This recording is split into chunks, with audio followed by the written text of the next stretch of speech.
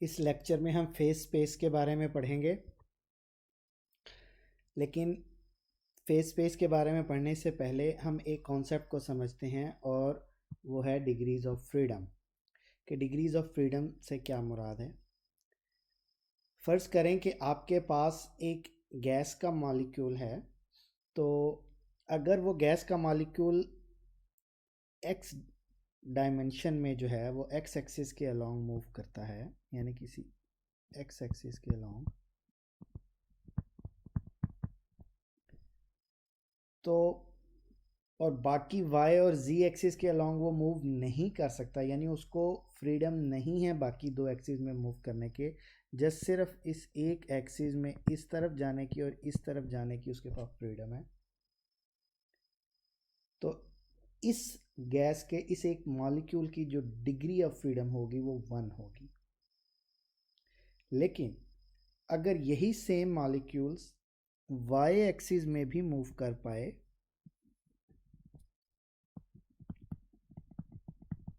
यानी x axis में भी वो मूव कर सकता है और वाई एक्सिस में भी वो मूव कर सकता है, तो अब इसे फ्रीडम जो है वो 2 डायमेंशंस में अवेलेबल है। तो अब हम कह सकते हैं इसकी डिग्री ऑफ फ्रीडम 2 है। सिमिलरली अगर हमारे पास यही पार्टिकल जो है वो एक जी एक्सिस के अलोंग भी मूव कर सके, तो अब इसे हम कहेंगे कि इसके पास जी एक्सिस के अलोंग भी मूव करने की फ्रीडम है। तो इसके पास 3 डिग्रीज ऑफ फ्रीडम है। ठीक है, अब ये 2 एरोज मैंने हर एक्सिस के अलोंग ड्रॉ किया, इसका मतलब है पॉजिटिव एक्सिस की पॉजिटिव साइड पर भी वो मूव कर सकता है और वो एक्सिस की नेगेटिव साइड पर भी मूव कर सकता है। तो हमारे पास जो कार्टेशियन कोऑर्डिनेट सिस्टम होता है उसमें हमारे पास जो 3 कोऑर्डिनेट्स होते हैं जिससे हम किसी भी पार्टिकल की पोजीशन को जो है वो रिप्रेजेंट करते हैं, तो वो बेसिकली 3 होते हैं, क्योंकि हमारे पास कार्टेशियन जो कोऑर्डिनेट सिस्टम होता है उसमें 3 डायमेंशंस होती हैं। तो अब इस एक गैस का एक मॉलिक्यूल की जो अभी हमने एग्जांपल ली थी उसके पास 3 डिग्रीज ऑफ फ्रीडम है, क्योंकि हमारे पास जो 3 कोऑर्डिनेट जो हैं हमें रिक्वायर्ड होंगे उसकी पोजीशन को स्पेसिफाई करने में। लेकिन अगर हमारे पास कोई ऐसा सिस्टम हो जिसमें 3 डायमेंशन से ज़्यादा डायमेंशंस हों, यानी हमारे पास f डायमेंशंस हों, तो हमें उस पार्टिकल्स को रिप्रेजेंट करने के लिए हमें f कोऑर्डिनेट्स चाहिए होंगे। अगर हम उसकी पोजीशन को रिप्रेजेंट कर रहे हैं तो हमें f जो है वो पोजीशन कोऑर्डिनेट्स चाहिए होंगे, और अगर वो पार्टिकल मूव कर रहा है यानी उसमें वो डायनामिक स्टेट में है तो हमें उसके एफ कोऑर्डिनेट्स जो हैं वो मोमेंटम के भी चाहिए होंगे।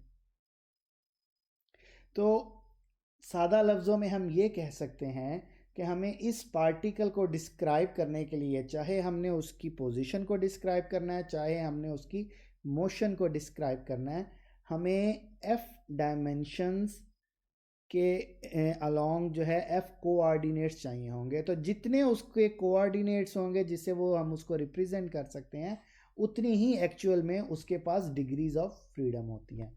जो 1 डायमेंशनल सिस्टम होते हैं उसमें डिग्रीज ऑफ फ्रीडम भी 1 है। जो 2 डायमेंशनल सिस्टम होते हैं वो उनमें डिग्रीज ऑफ फ्रीडम 2 होती है। जो 3 डायमेंशनल सिस्टम होते हैं उनमें डिग्रीज ऑफ फ्रीडम 3 होती है। और जो एफ डायमेंशनल सिस्टम होते हैं उनमें डिग्रीज ऑफ फ्रीडम जो है वो एफ होती हैं। अब आप कहेंगे कि ये एफ डायमेंशनल सिस्टम कौन से होते हैं। देखें, ये एक प्योर मैथमेटिकल कॉन्सेप्ट है। यूक्लिडियन स्पेस के अंदर आपकी डायमेंशंस 3 से ज़्यादा हो सकती हैं। ठीक है, आपके पास एफ डायमेंशंस हो सकती हैं, तो इसलिए ये एक प्योर मैथमेटिकल कॉन्सेप्ट है। तो बस ये जहन में रखें कि अगर एफ कोऑर्डिनेट से आप किसी पार्टिकल की पोजीशन को या उसकी मोमेंटम को रिप्रेजेंट करेंगे तो उसके पास जो डिग्रीज ऑफ फ्रीडम है वो एफ ही होंगी। अब ये तो एक मॉलिक्यूल की मैं बात कर रहा था, तो तो अगर मेरे पास एक से ज़्यादा मॉलिक्यूल्स हों, n मॉलिक्यूल्स हों सिस्टम के अंदर और f डिग्रीज ऑफ फ्रीडम हो, तो अगर अब मैंने इन n मॉलिक्यूल्स को f डिग्रीज ऑफ फ्रीडम के सिस्टम में रिप्रेजेंट करना है, तो मेरे पास जो डिग्रीज ऑफ फ्रीडम होंगे या जो भी पोजीशन कोऑर्डिनेट्स होंगे वो n टाइम्स f हो जाएंगे और मोमेंटम कोऑर्डिनेट्स भी n टाइम्स f हो जाएंगे। तो अब मेरे पास डिग्रीज ऑफ फ्रीडम क्या हो जाएंगी, n टाइम्स f। तो ये हमारे पास क्या है, डिग्रीज ऑफ फ्रीडम हो जाएंगी। ठीक है, अब नेक्स्ट हमारे पास है पोजीशन स्पेस। के पोजीशन स्पेस क्या है, the three-dimensional space in which a particle's location is given entirely by the three coordinates of position is known as the position space। यानी हम जस्ट उसके पोजीशन के तीन कोऑर्डिनेट्स, एक उनमें से x एक्सिस के लॉन्ग, एक y एक्सिस के लॉन्ग और एक z एक्सिस के लॉन्ग, तीन से हमने उसकी पोजीशन को डिस्क्राइब कर दिया, स्पेसिफाई कर दिया इसकी ये पोजीशन है, तो वो जो स्पेस है वो पोजीशन स्पेस कहलाएगी। और अगर एक पार्टिकल है, अगर हमने n पार्टिकल को रिप्रेजेंट करना है तो हमें n कोऑर्डिनेट्स चाहिए होंगे। किसके अलोंग, हर एक्सिस के अलोंग हमें n कोऑर्डिनेट्स चाहिए होंगे। यानी कार्टेशियन कोऑर्डिनेट्स हमारे पास तीन होते हैं, एक x एक्सिस के अलोंग x होता है, y एक्सिस के अलोंग y होता है, z एक्सिस के अलोंग हमारे पास z होता है। अब अगर इस थ्री डायमेंशनल सिस्टम में हमने n पार्टिकल्स को रिप्रेजेंट करना है तो हमारे पास कितने कोऑर्डिनेट्स आएंगे, 3n। अब ये जो 3n कोऑर्डिनेट्स मिलकर जो स्पेस बनाएंगे वो पोजीशन स्पेस कहलाएगी। अब एक जो पोजीशन स्पेस होती है उसमें जो स्मॉल वॉल्यूम एलिमेंट यानी बहुत स्मॉल पार्ट उस स्पेस का, उसको हम dv कहते हैं और उसको हम इस तरीके से रिप्रेजेंट कर सकते हैं dx dy dz, यानी उसके तीनों कोऑर्डिनेट्स, तीन एक्सिस में जो कोऑर्डिनेट्स हैं उनका, उनके हर एक के लॉन्ग स्मॉल एलिमेंट जो है, dx के लॉन्ग भी स्मॉल एलिमेंट, dy के लॉन्ग भी स्मॉल एलिमेंट, dz के लॉन्ग भी स्मॉल एलिमेंट, उन तीनों का जो प्रोडक्ट है, जो मिनिमम स्मॉलेस्ट जो आपके पास एलिमेंट है वो आपके पास स्मॉलेस्ट वॉल्यूम एलिमेंट के इक्वल होगा, जिसको हम dv is equal to dx dy और dz से रिप्रेजेंट करेंगे। नेक्स्ट है हमारे पास मोमेंटम स्पेस। अगर हमारे पास एक थ्री डायमेंशनल स्पेस है और हम किसी भी पार्टिकल के मोमेंटम को उसके तीन मोमेंटम कोऑर्डिनेट्स जो कि म्यूचुअली परपेंडिकुलर होंगे, px py pz, just like Cartesian coordinates xyz की तरह यहाँ पर px py और pz हैं, ये मोमेंटम कोऑर्डिनेट। अगर हम मोमेंटम कोऑर्डिनेट से किसी एक मॉलिक्यूल की पोजीशन को या एक पार्टिकल की पोजीशन को स्पेसिफाई करते हैं मोमेंटम कोऑर्डिनेट से, तो वो मोमेंटम स्पेस कहलाएगी। अब ये एक थ्री डायमेंशनल स्पेस है मोमेंटम स्पेस जो है, क्यों, क्योंकि हमारे पास x एक्सिस के अलोंग px है, y एक्सिस के अलोंग py है और z एक्सिस के अलोंग pz है। अब हम इसको मोमेंटम कोऑर्डिनेट से क्यों रिप्रेजेंट करते हैं, चले हम देखते हैं। अगर हमारे पास एक डायनामिक सिस्टम है तो इसका मतलब है कि पार्टिकल जो हैं वो मूव कर रहे हैं। जब वो मूव कर रहे हैं उनके पास कोई वेलोसिटीज हैं, तो अब ऐसे मूव करने वाले सिस्टम को आप जस्ट पोजीशन कोऑर्डिनेट से मुकम्मल तौर पर रिप्रेजेंट नहीं कर सकते।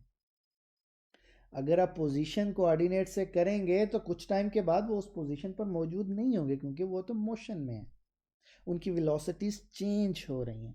तो फिर आप क्या करेंगे, आप पोजीशन कोऑर्डिनेट की बजाय उन्हीं कोऑर्डिनेट्स के अलोंग उसकी वेलोसिटीज को ले लेंगे। अब अगर उसका मैस m हो और आप उसके वेलोसिटी के जो तीन आपके पास कोऑर्डिनेट्स आएंगे उससे मल्टीप्लाई कर दें तो आपके पास क्या आ जाएगा, हर एक्सिस के अलोंग मोमेंटम कोऑर्डिनेट आ जाएगा। अब ये मोमेंटम कोऑर्डिनेट क्या बता रहा है, ये मोमेंटम कोऑर्डिनेट बता रहा है कि आपका जो सिस्टम है वो डायनामिक है। जब भी हम मोमेंटम कोऑर्डिनेट से किसी सिस्टम को या किसी पार्टिकल को रिप्रेजेंट करते हैं, इट मीन्स कि वो डायनामिक स्टेट में है, वो सिस्टम जो है वो डायनामिक है। अब जो डायनामिक सिस्टम है उसको हम मोमेंटम स्पेस में रिप्रेजेंट करते हैं। तो मोमेंटम स्पेस का जो स्मॉल वॉल्यूम एलिमेंट है वो मोमेंटम के कोऑर्डिनेट्स का प्रोडक्ट होता है।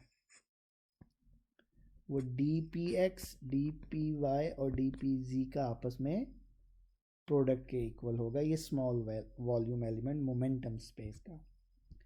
नेक्स्ट है हमारे पास फेज स्पेस। फेज स्पेस को हम combination of position space and momentum space कह सकते हैं। यानी फेज स्पेस एक ऐसी स्पेस है जिसमें मोमेंटम स्पेस के 3 कोऑर्डिनेट्स और पोजीशन स्पेस के भी 3 कोऑर्डिनेट्स, हम उन दोनों को कंबाइन करके किसी एक पार्टिकल को रिप्रेजेंट करते हैं। तो ये जो 3 + 3 6 कोऑर्डिनेट्स हम लेंगे जिससे हम किसी भी पार्टिकल को रिप्रेजेंट करेंगे, तो वो हमारे पास फेज स्पेस है। ठीक है, हमने देखा पोजीशन स्पेस 3 डायमेंशनल थी, मोमेंटम स्पेस 3 डायमेंशनल है। फेज स्पेस की अगर हम बात करें और हम इसमें पोजीशन स्पेस को भी कंसीडर करें, मोमेंटम को भी कंसीडर करें और उन दोनों को कंबाइन कर दें, तो फिर 3 + 3 तो ये 6 डायमेंशन स्पेस हो जाएगी हमारे पास। अब ये 6 डायमेंशन में से 3 डायमेंशन आएंगी पोजीशन से और 3 ही डायमेंशन आएंगी उसके मोमेंटम के कोऑर्डिनेट से।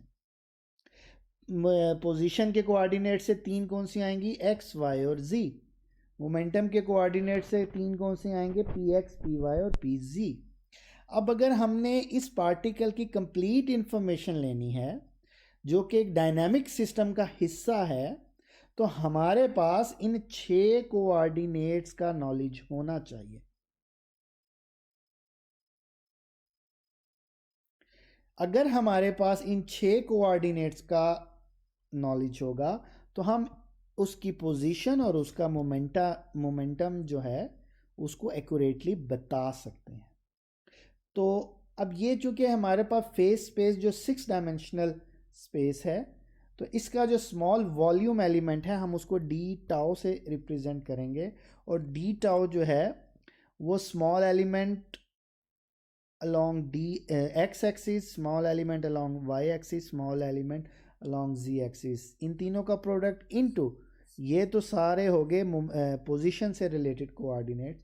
फिर मोमेंटम dpx, dpy और dpz, ये उसकी मोमेंटम से रिलेटेड कोऑर्डिनेट।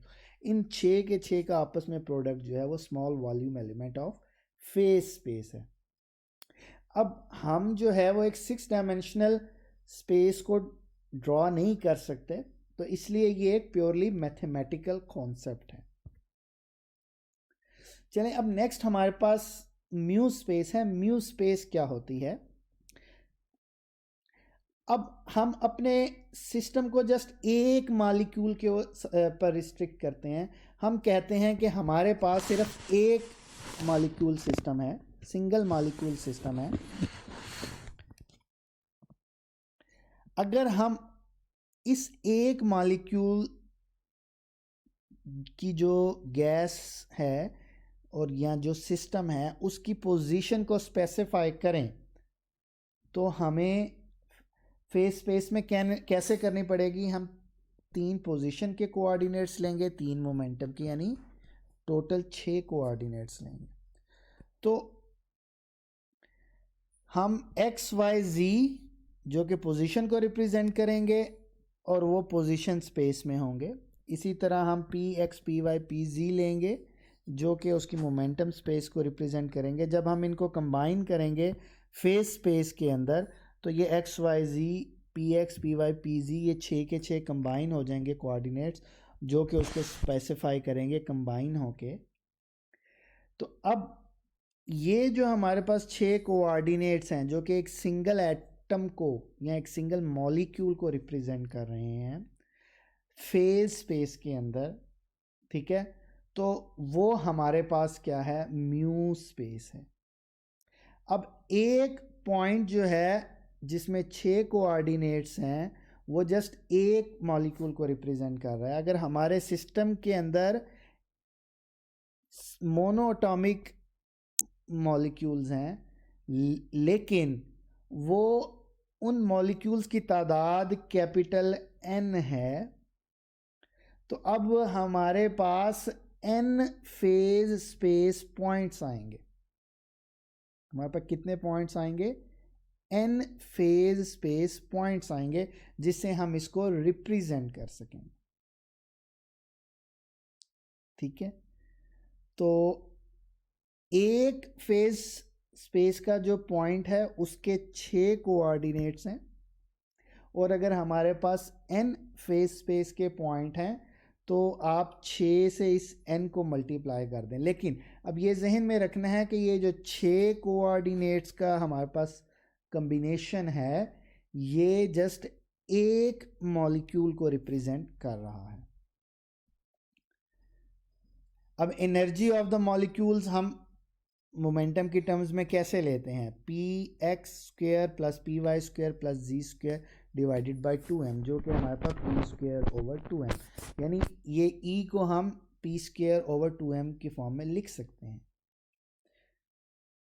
तो इसका मतलब है कि अगर हम मोमेंटम स्पेस की रिप्रेजेंटेशन दे देते हैं किसी मॉलिक्यूल या पार्टिकल के बारे में, तो असल में हम उसकी एनर्जी ऑफ द स्टेट की रिप्रेजेंटेशन भी दे रहे हैं।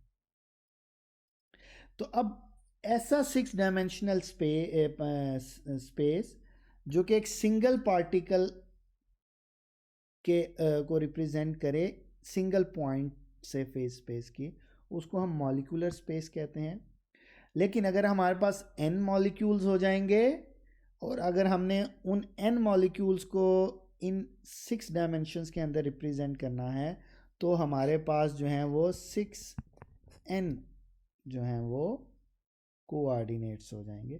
तो ये हमारे पास क्या है? म्यू स्पेस की रिप्रेजेंटेशन है। चलें, अब म्यू स्पेस चूंकि हमारे पास कॉम्बिनेशन है पोजीशन स्पेस का और मोमेंटम स्पेस का, तो हम कहते हैं कि हमारे पास जो पोजीशन है कोऑर्डिनेट्स वो एक्स एक्सिस के अलोंग है, और जो मोमेंटम यानी कोऑर्डिनेट्स हैं वो वाई एक्सिस के अलोंग है। अब हम सिर्फ जस्ट एक एक्स कोऑर्डिनेट लेते हैं, यानी एक्स और पी एक्स, ठीक है। और उसके दरमियान अगर हम एक ग्राफ जो है वो ड्रॉ करते हैं, तो आप देखेंगे एक शीट बनेगी हमारे पास, और उस शीट में अगर हम फर्दर उसको इक्वल साइज में डिवाइड करेंगे, तो ये चूँकि पोजीशन और मोमेंटम की रिप्रेजेंटेशन है, तो ये जो शीट है ये एनर्जी शीट कहलाएगी। और इस शीट का जो स्मॉलेस्ट आपके पास वॉल्यूम, जो स्मॉलेस्ट आपके पास डायमेंशन का जो बॉक्स होगा, वो आपके पास एक सेल कहलाएगा, जिसको हम फेज सेल कहेंगे।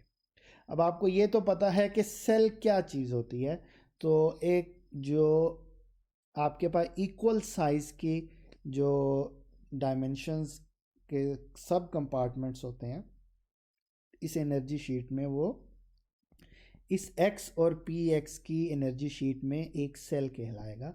इसी तरह अगर हम y और py की एनर्जी शीट लेंगे, तो उसके अंदर भी हमारे पास एक छोटा जो सेल है वो H0 होगा। इसी तरह z और pz की जो एनर्जी शीट है उसमें भी जो एक छोटा हमारे पास बॉक्स होगा वो एक फेज सेल कहलाएगा। तो अब अगर इसके अंदर मोमेंटम भी मौजूद है म्यू स्पेस के अंदर, इट मीन्स के सिस्टम जो है जिसको हम स्टडी कर रहे हैं उसमें जो पार्टिकल्स हैं, जो कि एक सिंगल मॉलिक्यूल, एक पार्टिकल एक सिंगल मॉलिक्यूल है, वो डायनामिक सिस्टम का हिस्सा है, यानी उसमें मोशन है। तो अगर हम उसको मॉलिक्यूल को किसी पोजीशन कोऑर्डिनेट से रिप्रेजेंट करते हैं, तो कुछ देर के बाद वही पोजीशन कोऑर्डिनेट जो है उसको रिप्रेजेंट नहीं कर रहे हों, बल्कि वो न्यू पोजीशन कोऑर्डिनेट्स में आ जाएंगे। तो हम कह सकते हैं कि अब जो फेज स्पेस का जो फेज पॉइंट है वो डिस्प्लेस हो चुका है अपनी पोजीशन से, और अब उसकी जो माइक्रोस्कोपिक स्टेट है वो चेंज हो चुकी है उस गैस के मॉलिक्यूल की। ठीक है, अब हमने इसको 2 डायमेंशनल एनर्जी शीट्स में डिवाइड किया है। जब एक्स पोजीशन कोऑर्डिनेट को हमने पी एक्स मोमेंटम कोऑर्डिनेट के साथ जो है हमने उसको कंबाइन किया। इसी तरह जब हमने y को पी वाई से किया, z को जी पी जी से किया, तो हमारे पास ये एनर्जी शीट्स आ गई। और फिर हमने फर्दर इस एनर्जी शीट को, ये जो एक बड़ा बॉक्स था, इसको डिवाइड किया स्मॉल बॉक्सेस में। और ये जो स्मॉल बॉक्सेस हैं जिनकी आर्बिट्रेरी साइज है, उसको हमने सेल का नाम दिया। अब हम ये देखते हैं कि ये जो मिनिमम सेल है जिसकी अभी हमने बात की है म्यू स्पेस के अंदर, इसका साइज क्या हो सकता है। अब जो क्लासिकल स्टैटिस्टिक्स है ये हमें बताती है कि हम एक्स एक्सिस के अलोंग और पी एक्स एक्सिस के अलोंग शॉर्ट इंटरवल ले लेंगे, वेरी वेरी शॉर्ट इंटरवल। ठीक है, और ये जो शॉर्ट इंटरवल है एक्स एक्सिस के अलोंग और पी एक्सिस के अलोंग, पी एक्स एक्सिस के अलोंग, जब हम इनको मिलाते हैं, कंबाइन करते हैं, तो हमारे पास एक D X D P x जो है एक स्मॉल सेल बनता है जिसको जिसकी डायमेंशंस जो हैं वो ये आपके पास, या जिसका एरिया जो है वो एच नॉट के इक्वल है। अब अगर ये D X dot D P X के इक्वल है, इसी तरह अगर मैं D Y D P Y और डी जी और डी पी जी को लूँगा तो वो भी एच नॉट के ही इक्वल होंगे। तो अब ये एच नॉट क्या है? एच नॉट जो है वो मिनिमम साइज है उस फेज स्पेस सेल का, और ये किसके अंदर है? ये क्लासिकल स्टैटिस्टिक्स के अकॉर्डिंग है। अब क्लासिकल डेफिनेशन की अकॉर्डिंग आप एच नॉट जो है इसको स्मॉलेस्ट से स्मॉलेस्ट से स्मॉलेस्ट जितना वो पॉसिबल है आप उसे ले सकते हैं। इतना स्मॉलेस्ट हो सकता है कि 10 की पावर -3 अर्गोडिक पर सेकंड, या 10 की पावर -35 अर्गोडिक पर सेकंड जो है आप इसको कंसीडर कर सकते हैं, बल्कि इससे भी लोअर वैल्यू ले सकते हैं। अब यहाँ से हमें क्या पता चला, ये चूंकि देखें पोजीशन है और ये मोमेंटम है, तो पोजीशन का क्या है? मीटर, और मोमेंटम का क्या होता है? न्यूटन सेकंड, और मीटर इंटू न्यूटन सेकंड जो होता है वो जॉल सेकंड है। तो आपके पास ये जो फेज स्पेस का सेल आया है इसकी डायमेंशंस क्या हो जाएंगी? जॉल सेकंड। और ये कैसे आई आपके पास? एनर्जी को जब आपने मल्टीप्लाई किया टाइम के साथ। ठीक है, एनर्जी को आपने मल्टीप्लाई किया जब टाइम के साथ, तो ये आपके पास जॉल पर सेकंड आ गया। और ये कैसे आया ये आपने यहाँ से देखना है। ये newton metre multiplied by newton second, और फिर ये जो है मीटर इंटू न्यूटन सेकंड जो है वो जॉल सेकंड के इक्वल होता है। अब क्लासिकल स्टैटिस्टिक्स में आप जो ये मिनिमम साइज होता है यानी एच नॉट जो है, आप इसको इतना स्मॉल कर सकते हैं, स्मॉल करते जाते हैं करते जाते हैं करते जाते हैं करते जाते हैं, इतना स्मॉल कर देते हैं कि ये ज़ीरो को अप्रोच करता है। अब ये चूंकि एक इतना स्मॉल हो चुका है कि ये ज़ीरो को अप्रोच कर रहा है, तो अब अगर आप किसी पार्टिकल को इस स्मॉल फेज स्पेस सेल में प्लेस करते हैं तो इसका साइज इतना स्मॉल है कि जो एक फेज स्पेस सेल है, सिंगल फेज स्पेस सेल, वो एक फेज पॉइंट को रिप्रेजेंट कर रहा है। और अगर आप किसी दूसरे फेज पॉइंट को रिप्रेजेंट करना चाहते हैं तो आप उसको एक दूसरे फेज स्पेस सेल के अंदर रिप्रेजेंट कर सकते हैं, एंड सो ऑन। यानी आपका क्लासिकली जो फेज स्पेस सेल की डायमेंशंस हैं वो ज़ीरो को अप्रोच कर सकती हैं। लेकिन क्वांटम स्टैटिस्टिक्स में क्या होता है? क्वांटम स्टैटिस्टिक्स में हमें नेचर ने जो है वो ये जो आपके पास फेज स्पेस सेल है इसका एक कांस्टेंट वॉल्यूम जो है वो रखा हुआ है जो कि फाइनाइट है। और वो हमें कैसे पता चला? वो हमें प्लैंक्स कांस्टेंट की डिस्कवरी से पता चला, और जो कि क्वांटम थ्योरी के एडवेंट के साथ हमें पता चली। ठीक है, तो अब हमें पता है डी एक्स और डी पी एक्स यानी पोजिशन और मोमेंटम के जो स्मॉल एलिमेंट्स हैं उनका जो प्रोडक्ट होता है वो एच यानी प्लांक कांस्टेंट के इक्वल है, और ये हाइजेनबर्ग अनसर्टेनिटी प्रिंसिपल के कंसिस्टेंट है। यानी ये एच प्लैंक कांस्टेंट की वैल्यू चूंकि एक फिक्स है, और वो ये है आपके पास, जो कि 6 × 6 × 5 × 10⁻² ergodic पर सेकेंड, या 6.6 × 10⁻34 जॉल पर सेकेंड है। तो अगर हम इस रिलेशन के अकॉर्डिंग देखें, एक्स एक्सिस के लॉन्ग भी वो एच है, वाई एक्सिस के लॉन्ग भी वो एच है, जी एक्सिस के लॉन्ग भी वो एच हो जाएगा। तो ये वॉल्यूम जो है आप इन तीनों को आपस में मल्टीप्लाई करेंगे और थोड़ा रीअरेंज करेंगे तो ये एच क्यूब के इक्वल आ जाएगा। और यहाँ पे D X, D Y, D Z, D P X, D P Y, D P Z जो है ये small volume element D tau को रिप्रेजेंट कर रहे हैं। तो आपके पास जो फेज स्पेस का वॉल्यूम एलिमेंट है वो एच क्यूब के इक्वल आया।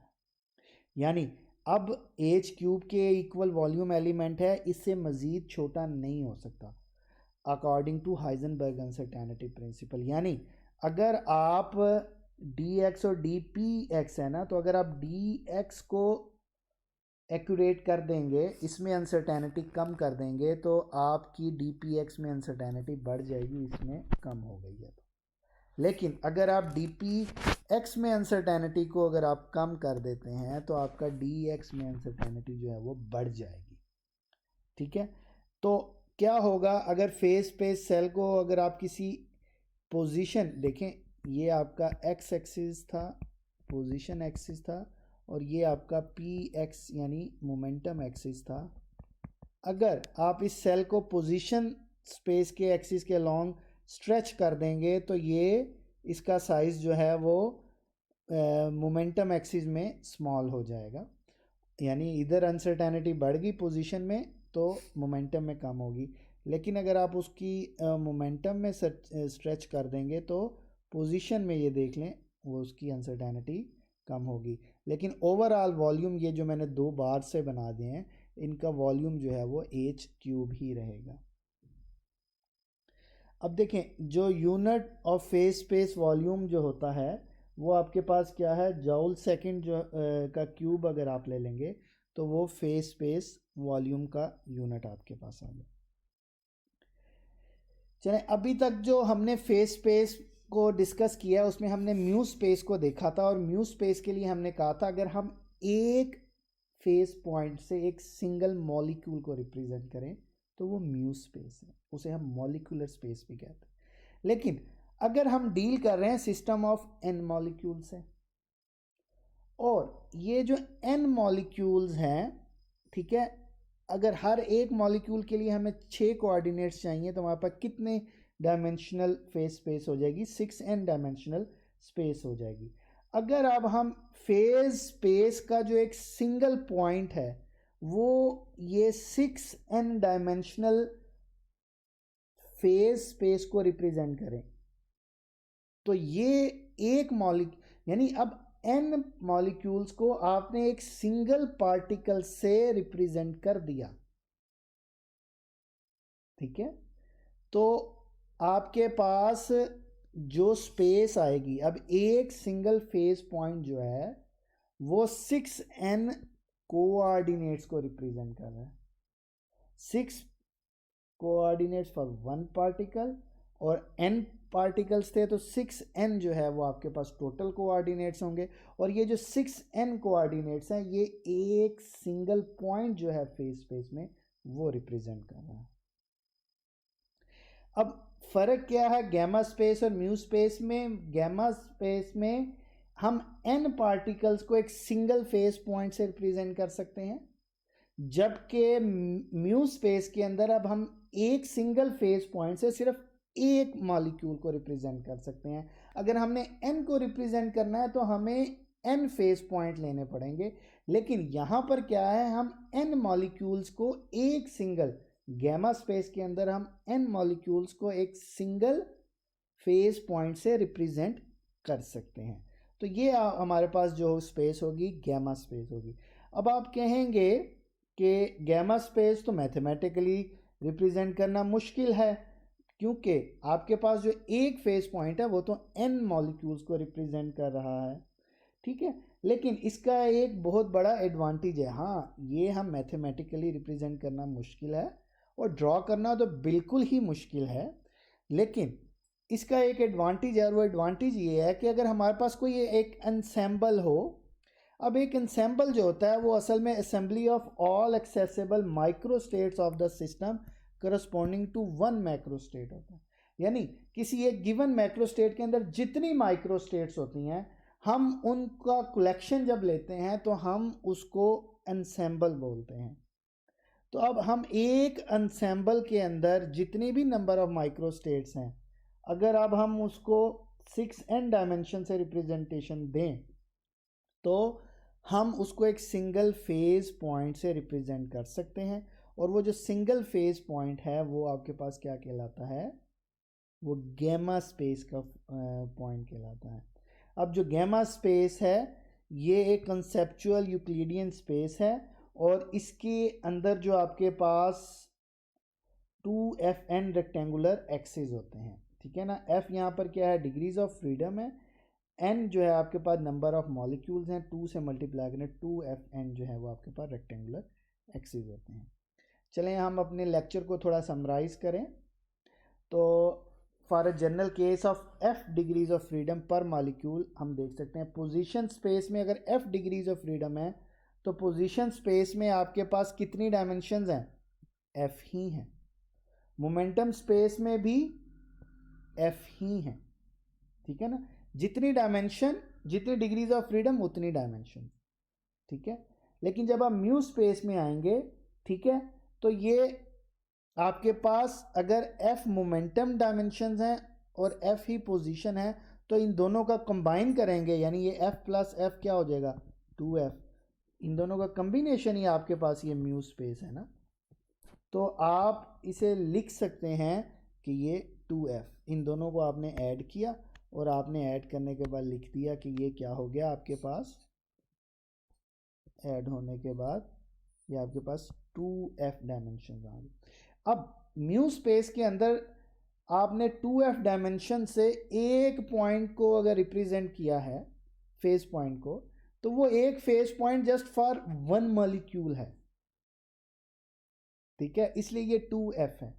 लेकिन गैमा स्पेस में वो एक फेज पॉइंट n मॉलिक्यूल्स को भी रिप्रेजेंट कर सकता है, तो इसीलिए आपने 2f के साथ n भी लगा दिया है। तो गैमा स्पेस के अंदर आपके पास 2fn डायमेंशंस हो जाएंगी एक सिंगल पार्टिकल के लिए। म्यू स्पेस में आपके पास 2f डायमेंशंस हो जाएंगी एक सिंगल पार्टिकल के लिए।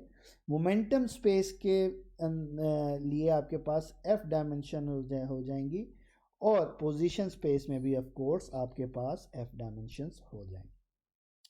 तो ये तो था हमारा आज का लेक्चर जो कि फेज स्पेस से मुतल्लिक था। उम्मीद है कि आपको समझ आ गई हो।